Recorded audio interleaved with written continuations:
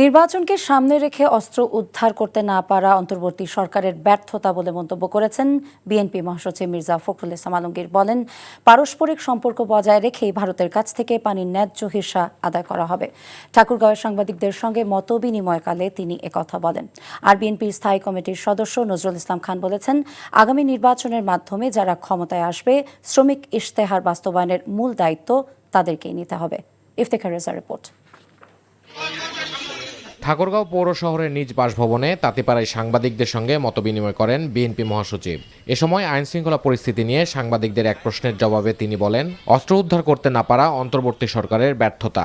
কথা বলেন দীর্ঘদিনের প্রাপ্য পানির হিস্যা নিয়েও। এটা সরকারের একটা ব্যর্থতাই বলবো যে তারা অস্ত্র উদ্ধার করতে পারেনি এবং এখন পর্যন্ত আইনশৃঙ্খলা পরিস্থিতি সেই রকম একটা উন্নত হয়েছে বলে আমার কাছে মনে হয় না। আমাদের কমিটমেন্ট আছে, আমরা তিস্তা, পদ্মা এবং অভিন্ন নদী যতগুলো আছে সেগুলো সবগুলোর ব্যাপারেই আমরা ভারতের সঙ্গে আমরা এনগেজ করব এবং তাদের কাছ থেকে পানি হিস্যা আদায় করব।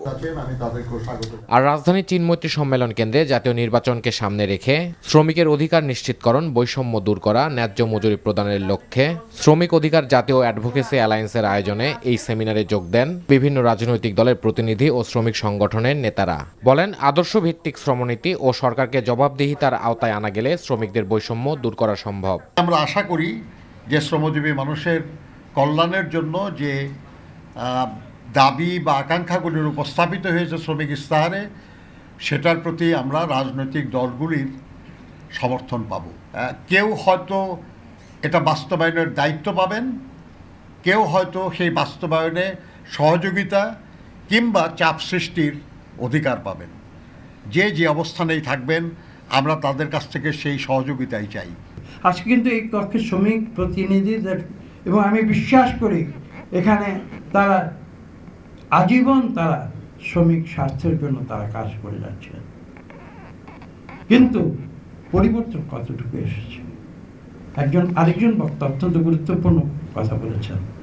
তিনি বলেছেন, শ্রমিকের প্রতিনিধিরা সব পরিবর্তন আনতে পারবে না, যারা পলিসি মেকার সেখানে যদি শ্রমিকদের প্রতিনিধি না থাকে তাহলে পরিবর্তনকে আসবে, সেই প্রশ্নও কিন্তু অত্যন্ত গুরুত্বপূর্ণ। মানব সম্পদ সৃষ্টিতে উদ্যোগের পাশাপাশি সঠিক পরিকল্পনা গ্রহণ করা জরুরি বলেও মত দেন সেমিনারের বক্তারা। Iftekhar Reza, NTV news, Dhaka.